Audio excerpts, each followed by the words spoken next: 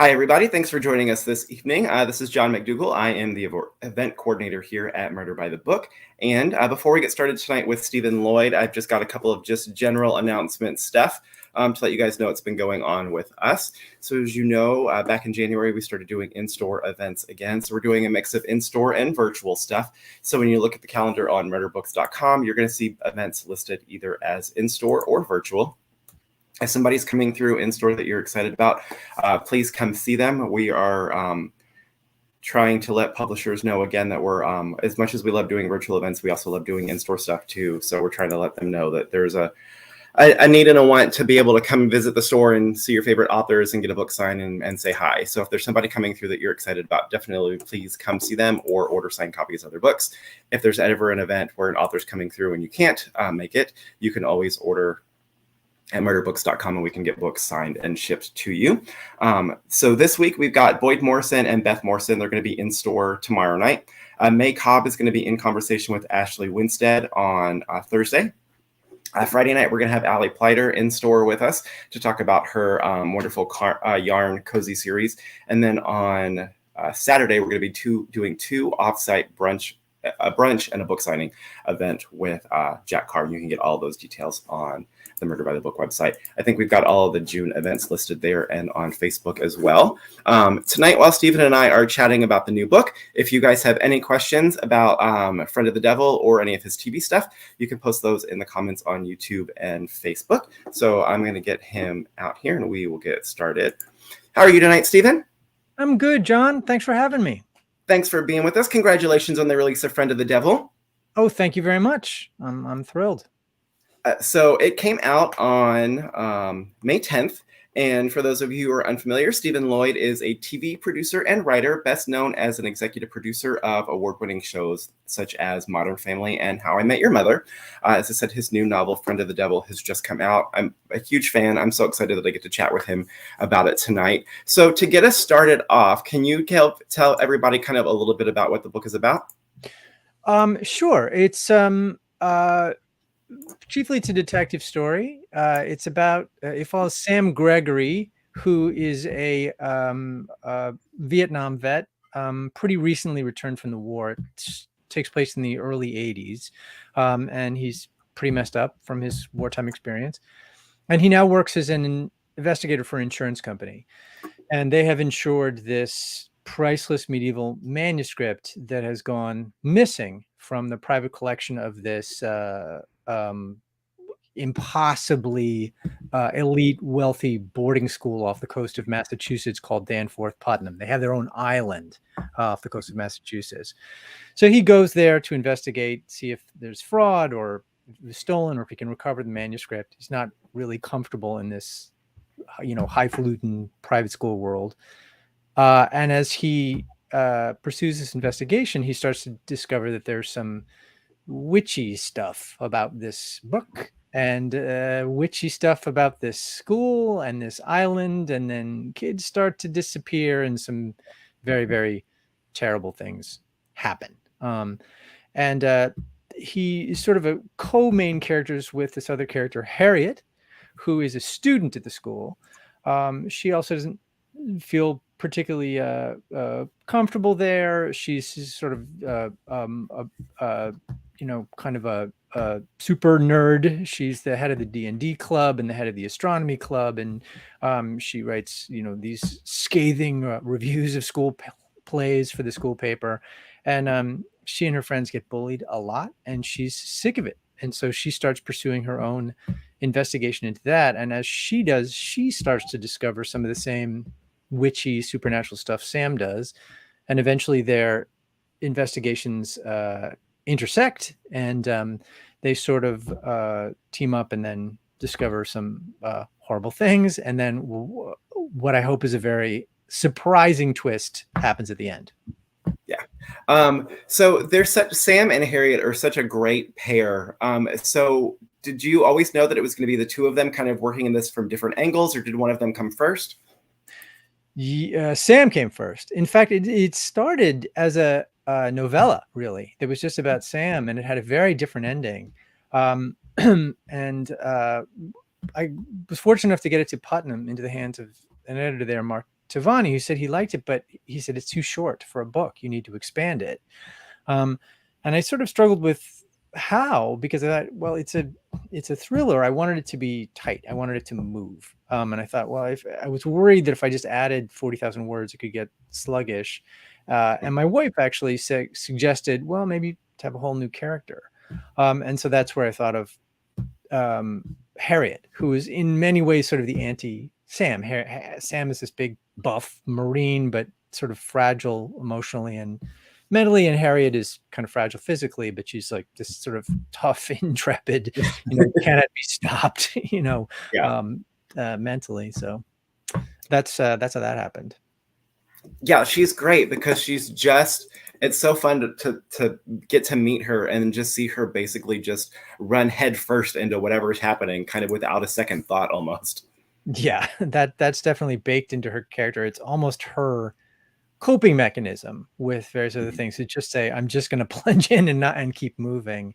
And it was really fun to discover. I think, it's hard now, even though I wrote it really with Sam at first, to imagine it without Harriet, because I think she really is sort of the heart of the book now.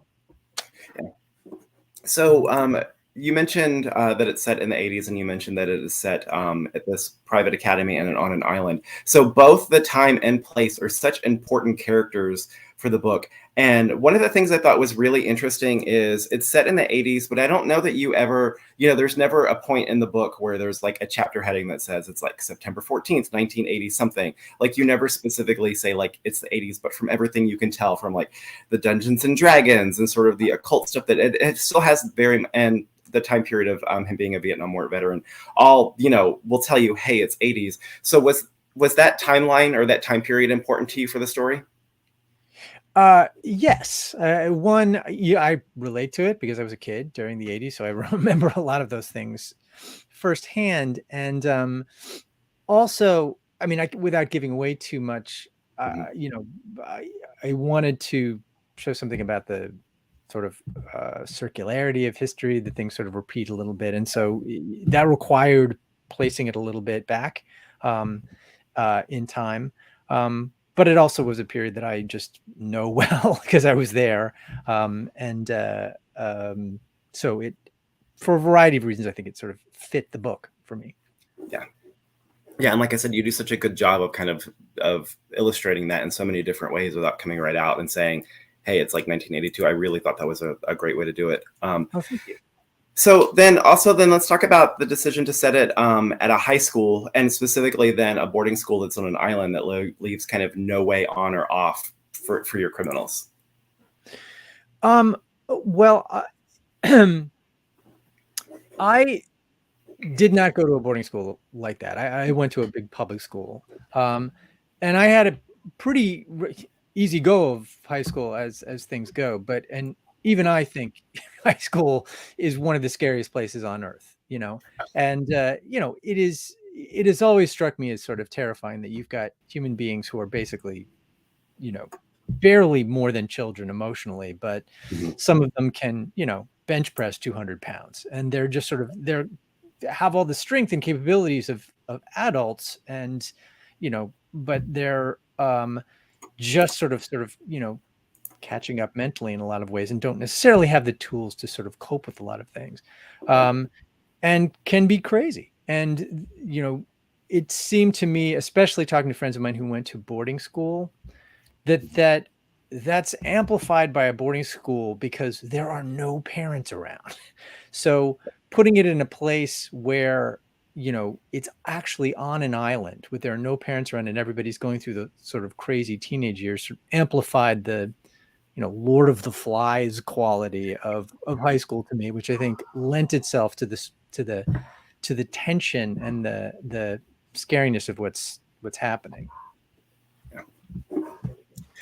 Then, so I think it was, Alma Katsu, who we love, she was just at the store a couple of weeks ago, said, Friend of the Devil is a whip-sharp, fast-paced tribute to slashers, fiendishly delicious in every way, clever, funny, and blood-splattered. So I think it's hard to be able to pull off blood-splattered and kind of funny and clever and to do it well. How did you find the balance between the two of those?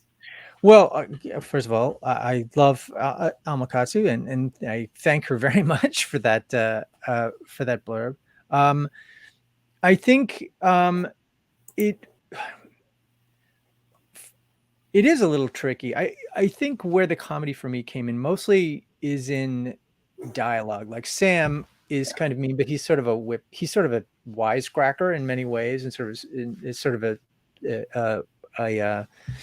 so it's mostly in terms of his sort of quips and Harriets. It mostly sort of came in dialogue. I think where it would have clashed is if I tried to do any kind of slapstick or anything that was sort of just like, broad or farcical. I definitely steered away from that. I think if there are humorous elements in the book, and they're fairly muted, I think they come out of just dialogue exchanges, which I wanted in many instances to sort of cut the tension. I felt like, if it was just sort of unrelentingly tense and gory without any kind of humor, it might feel like it just helps you take a break sometimes, like, to feel like, oh, I can laugh at a joke in the dialogue, even though these horrible things are happening. Yeah. So since a majority of the characters, like you said, since it's kind of set at a boarding school, there aren't a lot of adults around. Since the majority of the characters are actually teens, was there any talk of this potentially being a young adult book, or was it always going to be for adults? There was no talk. I mean, there was no talk with my editor about that. I don't know if they discussed that internally. They may have. I because this is my first book, I'm relatively new to the whole process, so I wasn't smart enough to really sort of think that through in terms of, oh yeah, you should probably decide in advance whether these are things. So I was dealing with a lot of teen, there's a lot of teen angst in it, and things that the teenagers are going through, which lends itself, I think, to sort of a YA audience, but it is, also pretty grim, and maybe a little bit gory for teens. But in many ways it's a mashup of genres, and maybe why a little bit of YA is sort of in there, but not really by design. It was just a matter of, I sat down and wrote a book, and it happened to, I think, have those elements in it. So you mentioned with this being your first book, and we mentioned in your bio that you come from a background with TV. So how did writing the novel like this, how does that differ from your TV writing? Mostly in that it's very solitary, not in a bad way. It's very nice to be able to sort of sit down at a computer and just type it and have it all be you. Whereas television writing is extremely collaborative, especially on the comedy side. When you write a TV script, the entire staff really is involved in breaking a story. You go off and write an outline for a few days. You come back, the whole staff weighs in on that. You go off, write a draft, come back, and the whole staff weighs in on that. Every single line of every single page after a table read. So by the time a script airs, it's really by everybody who's on the staff, and so, and obviously, writing a novel isn't like that. Writing a novel is all you. And then I think there are other elements of novel writing that you just can't do or aren't part of TV writing. For example, description. As I say, like, you don't get to describe the fall foliage in your TV script. Nobody cares. You go to a production meeting, they want to know, it is New England exterior day. That's it. And so you have an opportunity and obligation to describe more, to get a little bit internal, to get philosophical, to do things in a book that you don't in a TV script. That said, there are a lot of elements that are exactly the same. You still have to think about character, dialogue to a degree, drive, story, structure, all those other things, and I hope pace, which is something I think I really tried to bring from my TV writing to this book, because in TV writing, especially in sitcoms, which is such an unforgiving form, you got to cram everything into 22 minutes. There's really not a lot of room for for any excess. If something doesn't serve the story, it has to go. And I think that was definitely something that found its way into my book writing process. So do you have any like extra deleted scenes kind of stuff that, like you said, maybe didn't serve the story or were that, you had to take out? Yeah, I definitely had, other characters and, sort of actually, post novel, things that happen after the end of the novel that just felt like, to me, and to my editor when I showed him, like, this just might be extra. It doesn't seem like it's necessary here. You might work it in later, but right now it just doesn't feel like it's, what it's not driving anything forward. So it had to go. So we mentioned that this is a great blend of genres. It's got some really great kind of noir PI elements to it. It's got some great supernatural elements. So did you know when you sat down and wrote it or started writing, did you know that it was going to be sort of this mashup of genres, or did you have one in mind that you were going for when you started? No, I definitely knew it was going to be a mashup of genres. I certainly knew it was going to be a mashup of sort of hard-boiled noir and fantasy, because I've always, as we were talking earlier before, like I've always liked, urban fantasy, and especially, speculative fiction. People like Neil Gaiman, Sandman in the 90s made a huge impression on me, as did Hellblazer. And, so I definitely wanted to see if I could do that, a detective story that had a supernatural bend. Yeah. And as you were working on it, did you find at any point where you were like, did you need to pull yourself back from the fantasy or pull back from the mystery elements to make sure that it was balanced, or did it just come kind of naturally as you were working on the story? I felt like it come naturally. I hope it did. I guess that's up to the reader, but I felt like it came kind of organically. I wanted to proceed. I wanted the supernatural elements to appear kind of slowly at first. I didn't want to dump them all at first. I wanted them to be sort of surprising and do all that sparingly. I hope that works. I hope I achieved that kind of balance. I think so. Like it does. It reads, at its heart, it reads like just a really good mystery novel where you're trying to figure out who has done this, what's happening. And then for me, like the supernatural elements are always a happy bonus for me. So I think it definitely works in both terms. So what kind of research did you need to do? Like you said, you were like the 80s was kind of an era that you were familiar with already. Did you need to do any like specific research into that? Did you need to do any research into like the supernatural elements to it? Not too much. I mean, I did have to sort of, I had to fact check some of my memories because, think that, so some of the technology, I just wanted to make sure, that actually matched, with the 80s that I remember in terms of what technology was available, for various things. And then in terms of the, supernatural stuff, I mean, a lot of that, I mean, I've read a lot of supernatural stuff. So, I did some research into that, but it's also supernatural. So it's not, nothing you can't really fact check too much of it. So it was,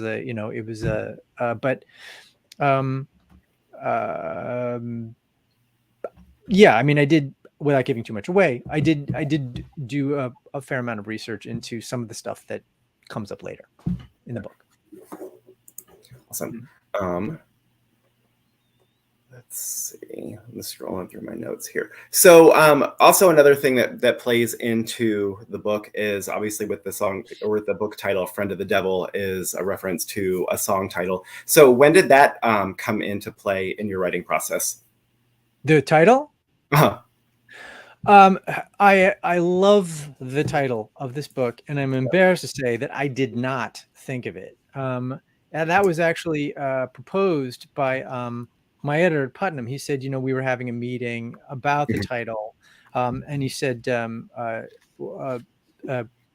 Dietrich was somebody who was working at Putnam, and she thought of the title, and I loved it because I thought it worked on a couple different levels, and it really seems to pop. So it came out of somebody else's mind is the answer to that question, and I was very grateful for that. So in that case, was the were the song lyrics and the references to the song already in the book, or is that something that you went back and put in after you came up with the title for the book? I put them in later because I thought, oh, after she proposed it, and I thought it worked on a great level. I said, you know, I think there's a great opportunity here to hear that song because there's a character who would definitely be listening to the Grateful Dead, and there's a perfect place for him to be doing that. I thought so. So that's where that came from. That's awesome. So what were you thinking of for a title before it was Friend of the Devil? What did you have a working title? I I did, and I now see why it was a bad one because I think it might give away some stuff, and Ah, it gotcha. being a little bit too generic. So I'm Yeah, reluctant to actually gotcha. share it because I think the one they came up with was a lot better. Yeah, So yeah. Spoilery titles are never a good thing. no, Um, no. so you mentioned, reading Neil Gaiman and some of the other supernatural fiction that you were interested in. So who are some of the mystery authors that have kind of influenced you? Um, well, certainly, I mean Chandler, like everybody Mhm. else, like I was a big, Chandler fan. He's just fantastic. In fact, I think it's hard. It's so hard after you read Chandler not, you want to just imitate him, and it's very hard. You find yourself like you can't do that because it's cliched to sort of fall into that voice because it's so Mhm. fantastic. And in terms of other mystery writers, I love Michael Connolly. I love James Lee Burke. Those are two that sort of spring to mind. um yeah, I would put them at the top of the list probably. So, I'm sure I'm going to think of four others right after this interview and go, "Why did I mention them?" Yeah. yep. So you mentioned that you've done a lot of TV writing and a lot of work in TV. Was a novel something that you had always wanted to do as well? And what made you decide that this was the time and this was the right novel to try? Yes, I think it was always something I wanted to do, but I think I was very intimidated by the idea. It just seemed like, well, how do you get your mind around a book? Mhm.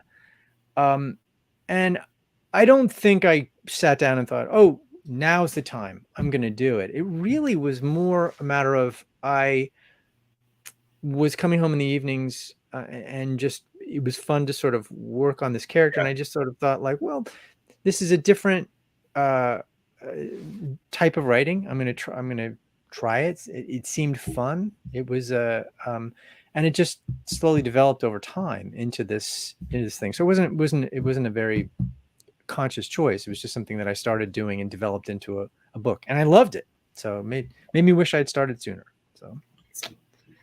So Trisha wants to know, she said, when writing these characters, did you have a specific actor in mind, or are they a combination of any people that you've known from your own childhood? They're more combinations of people that certainly the students are combinations of people that I knew growing up. I wasn't thinking. I may have at different points thought about different actors for Sam, um, but not really. There were more. Almost all the characters are composites of people that I know. And so Bryce wants to know, so what do you think is more challenging, writing a TV script or a novel, and which felt more natural to you? Great question. For me, hmm, I would. Natural is an interesting question. I don't know. Uh, I've been writing TV for so long. It does. I feel like that's where my training lies. So I feel maybe more comfortable um, at it just because I've been doing it for so long. I sort of know the ropes. Whereas I feel so new at novel writing.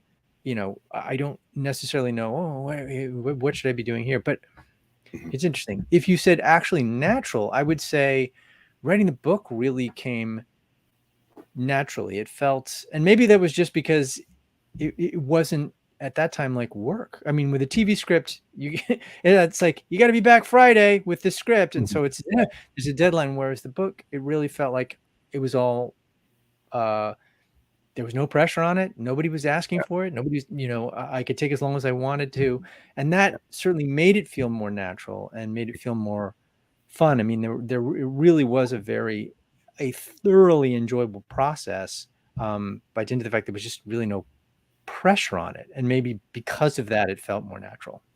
Awesome. And do you think some of that is because maybe you have a little bit more leeway too? Like you said, if you've been doing TV for so long and you know, like at this certain point in a script, this should be happening, this should be happening. Do you think like just not having kind of those specific guidelines kind of helped too? Absolutely. It's as mentioned before. I mean, the scripting is a sitcom especially is such a rigid form. I mean, you really don't have a lot of. It's more of it's a crossword puzzle in many ways. I mean, you really are trying to fit. You've got these characters that you have to service, and it has to be this long and everything. And so, yeah, absolutely, the constraints on it are very different. Whereas a book, you can go anywhere with a book. You don't have to. No one's going to yell at you because the set's too expensive. Put it on the moon. Go for it. So, yeah. So because of that, nothing takes place on the moon in front of the devil, by the way. I don't want to give anybody that. Right. Because of that, because you could kind of go anywhere and do anything. So when you're working on it, are you able to turn off the like TV writer or adaptation part of your brain? Or when you're writing it, are you thinking, oh, if we filmed this, we did it this way, this would make a great scene or something like that? Or are they like just two completely different animals? They're not. And that's a great question. I don't think I was able to turn it off completely. I think part of me was there's some of those instincts are so ingrained. Part of me was thinking, oh, look at this. This is all one location. That's great for a line producer. Like it's all you just set up the trucks and go. Like it doesn't, and certainly, as I alluded to before in terms of pace, I think, there are novelists who, if they don't work in TV, they're much more comfortable going on trips and delving a little bit deeper into things. And I think I resisted that in too much, to the point where my editor said, as he said, you can get your writer's jollies a little bit more in these places and get a little bit more internal with your characters and a little bit more philosophical and play a little bit more with the imagery. And I really enjoyed doing that, but I definitely felt myself putting on the brakes a little bit, like, you can't do this for too long. It's got to keep moving. Because, one, I think those are TV instincts. And two, it is a thriller. It's a suspense novel. So I do want to keep it moving. Well, and especially if, like you said, if some of the inspirations are like Chandler and Hammett, like if you think about those books, they were all like super short too. I mean, everything was shorter comparatively to how long books are now. But I mean, even those stories, they were so quick, and kind of that quick wit and that quick story was kind of part of one of the things that made those things so cool. So some more great crowd questions. So do you begin your process with plot or location? What's the thing that gets you going? I start with character usually, and that usually informs the other things. So I kind of started with, in this particular case, I started with Sam, and then much later with Harriet, and that so I would say first character, and then in this case location, and then that sort of led to the plot. So go ahead. No, you please. So for novel writing, do you see yourself as a plotter or a pantser? So did you have an outline when you sat down, or were you discovering all of this as you went? That is a great question. I'm used to outlining things to death. That is, in TV, when you go off, you want to know where everything fits. And I don't know if anybody's, Stephen King has a book on writing, which is excellent for anybody who hasn't read it. Because I'm here to plug his books. He needs my help. But anyway, one thing that's so shocked me in that book is he said he doesn't really outline. He's tried it once and it didn't feel good to him. He said, it just made the thing mechanical. And what he said was, if I'm a suspense novelist, if I can't surprise myself, I can't surprise the audience, my reader. TV writing. So he said, so I did know where it was going. I mean, the truth is, there's a big twist at the end, and so I did know what eventually was going to happen. So it was kind of a hybrid of the two. Mhm. But whereas I think in TV, I am very trained to be a plotter. I let myself be a little bit more of a pantser. Is that by the seat of your pantser in this case? Yeah. It was just like, let's see where it goes to see just if I can surprise myself with a couple twists, because those will be surprising, hopefully, Yeah. to a reader. Yeah, one of the best analogies I've heard, because authors have all kinds of different other versions of plotter versus pantser, and I don't remember who it was, but somebody said that they were a by the headlights writer, where they knew enough of the story to like show like how far you could see in the headlights, and then like beyond that they kind of weren't quite sure where they were going, and like the further they got, Yeah, like, oh, okay. So I thought that was a really great analogy too. I do too. I think that Neil Gaiman has that, whereas Yeah. just like you just want to, which I think is a wonderful idea. Just put the headlights on so I can see just enough so that I know what the next step is. But Uh-huh. beyond that, who knows which way the road is going to twist. I think that's great. So Trisha wants to know if you can think of either kind of a movie or a book that would be sort of a read-alike or a pairing for Friend of the Devil. Oh, that's a good question. Hmm, that's hard to say. Right off the top of my head. I mean, I can tell you a bunch of books that I love, but that's not, I wouldn't, but you might read them and go, well, this is nothing like, whatever.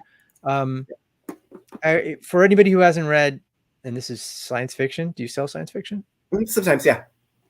Book of the New Sun by Gene Wolfe. I'm just rereading it for the third time Mhm. now. It's one of the most brilliant books I've ever read, and it is the only similarity I would say it has to Friend of the Devil is that it starts in one genre, where you think is starting in one genre, and then veers into another.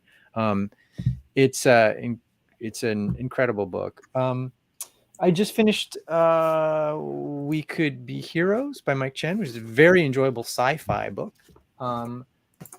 which has a mystery in it. In terms of other pairings, I'm trying to think what else. Some I don't know. The last like real like gripping, I'm trying to think of the last like great, I can think of 6 great books that I just read. None of them they may have mystery elements in them, but none of them are really Yeah. mysteries. Yeah.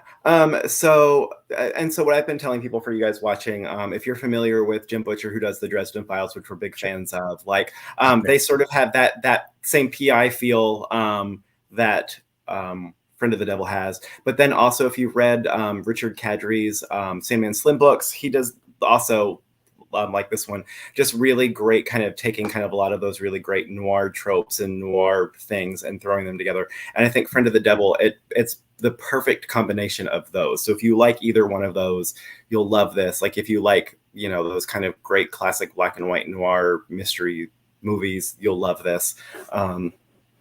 So speaking of Stephen King, do you have a Stephen King book that you would recommend the most to people if they were going to try one? Oh, on writing, his book on writing. It's fantastic. And it's not just about writing. It's also about his life and his process and everything. It's fantastic. Yeah, it's a big seller. It's usually one of the best selling books in our nonfiction sections. He's so great. We actually got to do 2 years ago in August of 2020, when we were just really starting to get our feet under us for virtual events. We actually got to do a virtual event with him where he interviewed James Lee Burke. And wow. it was like, I've been a bookseller for almost 20 years now. It is one of the coolest things that I have gotten to do. He was so nice. We asked if he would like log in a few minutes early just so the staff could say hi and kind of fangirl out over him. And he was like, yeah, he was super kind. He had a really great conversation with James Lee Burke, which is actually still up on the store's Facebook and YouTube. But it was one of the coolest things that I have ever done in my bookseller career. I have to see that. That is fantastic. Yeah. And by the way, I'm trying to think, Crusader's Cross. Is that James Lee? It is. Yeah. That's a fantastic one. That's a fantastic mystery. Everybody should buy it. He will. If you Jim sell will, it. yeah. Jim will actually have a new book out next Tuesday called Every Cloak Rolled in Blood. And we're going to be chatting with him virtually next. I'm pulling up the date just so I get it right. On the 26th, Ace Atkins, who's a big friend of the store and also a huge James Lee Burke fan, is going to be interviewing him for us. So for writing, either it could be writing, it could be TV writing, it could be novel writing. Do you have any like writing rituals? Like, do you have to have a certain drink? Do you have to have music playing? What is your process? I should have a better one. I find that truthfully, I mean, I find I write best first thing in the morning. If I can, I get up, get my daughters breakfast, they go off to school. And then I try to sort of sit down and write, because I think is when my brain is acting best. I think, by late afternoon, evening, I'm, where I feel like but in terms of music or anything like that, or any kind of rituals, it's mostly just sitting there with coffee and trying to avoid the impulse to give into any possible distraction that comes in, whether it's checking email or anything. And that's basically my ritual. Yeah. Hey, if it gets you your words on the page and you finish projects, it's a good ritual. Yeah. True. Let's see. So, side note, another question from the crowd. If there was one author that you could sit down and talk shop with, who would it be? Probably Neil Gaiman. I would say Neil Gaiman. If we can go to people who are recently deceased, I would be Gene Wolfe. Yeah, one of those two, I would say. Let's see.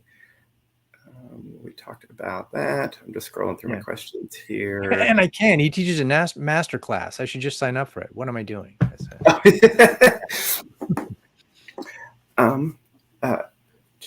Here you go. How do you feed your imagination? How do you prevent from falling into potentially which with genre fiction, we love our tropes. When you're feeding your imagination and working in a story, how do you kind of know which tropes to play with and which tropes that maybe might be done, or which ones? How do you know what you want to twist? That's a great question, because you don't really know. I often, I think, write in layers, where I'll write take a first pass thing and basically not worry about it, and know it's probably going to be riddled with cliches. I'm probably going to do things, and then in a second pass go through and say, you can't do that. That's been done a million times. You can't do that. Certainly when thinking through a story, that would be more on the plotter versus pantser stage. But I think it is also true that you can't, if you don't have anything to hang on to as a reader, you don't know what you're reading. Or as somebody put it, you want to be ahead of the band, but not so far ahead of the band they can't see you. So you want to make sure that you've got something that it's not so weird that you don't know what you're reading. But yeah, my approach is basically, don't worry about it at first, because if I worry about it too much before I even start typing, I'm not going to get anything done. So I just start typing and try not to edit anything, and then later go through and go, that might have seemed great when it came out, this morning, but clearly that's a cliche, and pare that away. And then I think it's just an instinct, what you decide, this is an acceptable level of familiar, and this has to go, because we've seen it too many times. So we mentioned kind of in passing that over the course of the books there are some bad things that happen. There's definitely some blood spilled on the page. Like you said, that there's some supernatural, there's some witchy stuff going on. Did you have to pull back on any of kind of the blood splatter, any of the gore elements to it, or do you think that at any point did an editor say oh well, maybe we might need to take this back a little bit, or do you think that it was? No, they never said that. No, I mean, I don't remember ever hearing, because I think, and maybe I'm wrong, because people describe it as bloody, but I feel like gore is relatively restrained. I mean, it's Yeah. not like, just exploding. I tried not to have anything there that was just like gross for gross's Yeah. sake. It's just, yeah, there are murders, but Hmm. I didn't want to just, you know, I did not want to just sort of, delve too deeply into just, describing grossness. It was just, I Right. wanted to be scary without being disgusting. It was basically sort of my goal. Yeah, it definitely doesn't come across as just being like blood and guts just for the sake of being blood and guts. So I don't want anybody who's watching to think that because we said bloody or anything like that, that it's just like pages of people's like entrails getting ripped out. That's definitely not the case at all. Thank you. Yeah. So what's something that surprised you the most about the process of publishing a novel that maybe you didn't think would be the way it was when you sat down to write one? Um, I had such a lovely experience with Yeah. it. I mean, it's, I was sort of surprised about how much I enjoyed it, really. It was just, Yeah. and maybe not everybody is. I mean, I just had such a wonderful relationship with my editor. Hmm. Mark, I thought all of his notes were so thoughtful and made the book better. As I say in the acknowledgments, I feel bad for anybody who has to write a book without him, his help, because it was just really pleasant. So that, it was just really nice. I was surprised. I guess one of the things I was surprised is just a mechanical thing that by the time frame after you finish a book, there's a long time before it comes out, Yeah. which sort of surprised me. Just because coming from television, you finish your script and a week later you're shooting it, so it was like, well, Hmm. what is the? But so that surprised me. But the time then goes really fast. It could be like when you first said, "Oh, it's about a year and a half." I thought, "Oh, wow, that seems like a long time," but you end up filling it up with edits and then talking about promotion and various other things like that. So, but that did surprise me. So when did you finish the book versus now it's just being published? Well, I I I probably the final edit's probably not until the end of last year. They might Yeah, even that's about right. come into the beginning of this year, possibly a little bit. But those were really line edits and things like that. I Mhm. think in terms of the very final, the final bulk of it, the version of it, would probably be a year and a half ago. Okay, that's not too bad. Mm.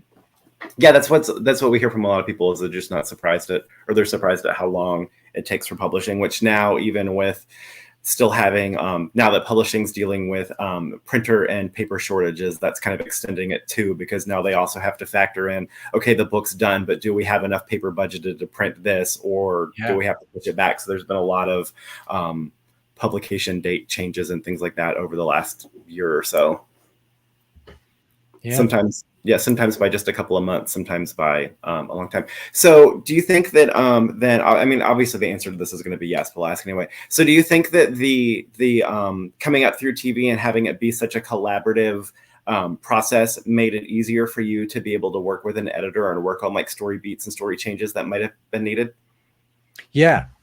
Um, be, Also because it was so, uh, you know, television, a TV writer's room can be, kind of a like monkey pit where you're just like, scream, whatever. So, Yeah. so the notes that you get from an editor are so thought through and gentle by comparison. So it was like, that was like, oh, wow, Yeah. this is fun and nice. And there was no, none of that. So, absolutely. And on the good side of TV, the I will say you you are spending all day long with other writers talking about writing, and that Yeah. does condition you to talking about writing and your Mhm. work and the mechanics of it and breaking it down and all those other things. So I think that does also prepare you and predispose you to constructive discussions about your work. Yeah, awesome. So, would you want to see Friend of the Devil be adapted to either a TV show or a movie, or do you feel like the characters are kind of their best selves on the page? Great question. I don't. I think you know, I think I would like to see it adapted. Or all right, I think I guess what everybody who writes a book feels is, yeah, I would love to see it adapted well. If Yeah. it got adapted and it was a bad version of it, I'm sure I'd be, Mhm. wincing. But Yeah. I think it lends itself, and probably because this is because I'm a TV writer, I think it does sort of. I feel it lends itself pretty cleanly to an Yeah. adaptation for maybe a limited series or a movie. But Yeah. that's my opinion, and obviously I'm pretty biased since I wrote the book. Yeah. Yeah. No, I was gonna say, yeah, it definitely like had the feel like it would be like one of those great, like short, limited run, like TV series, like events. It would be a really cool way to tell the story and like be able to like let it breathe and get all of the impact and everything for it too. Oh, thank you. So, do you have more television writing in the works, or are you going to focus on novels? Or are you going to bounce back and forth and do both? I would like to bounce back and forth and do both. I am working on a pilot right now and possibly supervising something else. And, Mhm. I wouldn't mind actually maybe, adapting Friend of the Devil as a TV show. So, but yeah, the answer is yeah. I think I'm probably bouncing back and forth. But I did love writing books. So I definitely want to do that again. So, so the process of writing. So, what has it been like for you over the last 2 years? Because TV went through a huge. I mean, everything has gone through a huge change because of COVID. TV not being able to film, you potentially not being able to be in a room for a writer's room. So then, if you're also working on a novel, which is publishing's gone through kind of craziness. What's it like? What's it been like for you for the last 2 years? Kind of trying to kind of work as a creative in these kind of industries. Um, Challenging for sure, because as you point out, like the production took a big hit at the beginning of the pandemic, and then there was a real backlog of also of material, that were just sitting there because they couldn't produce it. Um, I was Things moved to Zoom rooms instead of around a conference table, Mhm. and I was on a show that was in a Zoom room, which is a lot of them now, which was interesting. A lot of writers hate it, I think, because Yeah. it's difficult. You can't necessarily get the feel of the room. You don't necessarily have that energy, and there just isn't the you know uh, camaraderie maybe of a writer's room.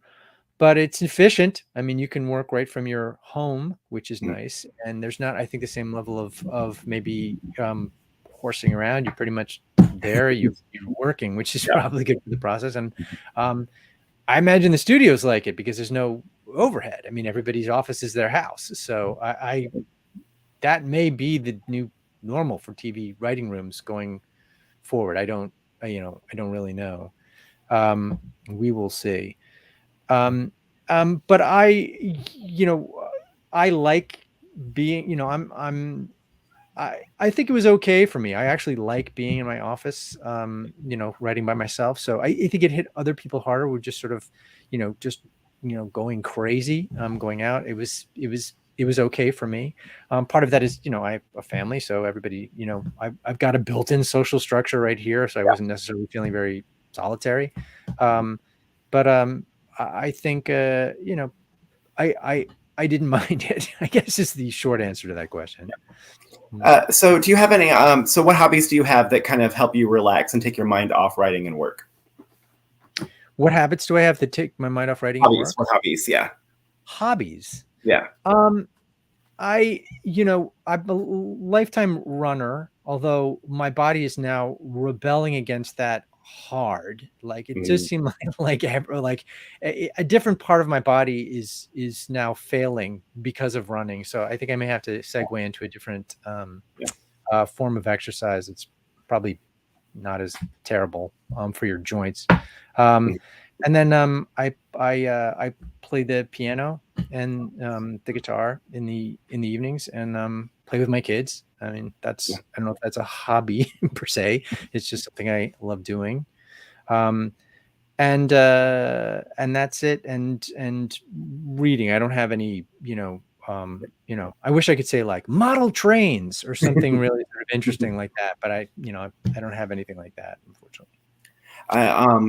So have you started on, now that Friend of the Devil is out in the world, have you started on a new novel potential? Is there a potential maybe sequel that we might see at some point? I certainly hope so, and I do have ideas for a sequel that I'm sort of to with. I'm kind of waiting to see how Friend of the Devil does, because I hope there's an appetite for a sequel, but I guess that remains to be seen. So I hope everybody who's here either buys 1,000 copies or just recommends it to 1,000 friends, so that Putnam wants me to write a sequel, because I did love writing those characters, and I think I don't want to spoil the ending, but I think there's real opportunity for Sam and Harriet in the future. Yeah, awesome. Great. So I think that is going to about do it for us for the evening. But so I want to recap for anyone who might have joined us late. We have been chatting with Stephen Lloyd, whose debut novel, Friend of the Devil, just came out last week. I loved it. It's fantastic.